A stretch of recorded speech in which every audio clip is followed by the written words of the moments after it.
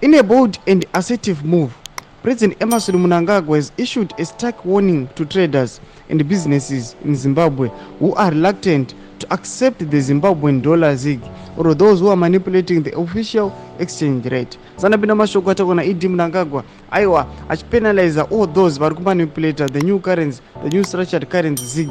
Aiwa noti bva subscribe like utina on the bell icon. Nunumonyogwa mchinzi. This warning comes amidst growing economic pressures and increasing concerns over the stability of the nation currency. On Tuesday, the ruling party ZANU-PF released a statement addressing this issue head-on. The statement urged citizens to report any traders who are refusing to accept ZiG or those who are exceeding the official ZiG to use US dollar exchange rate.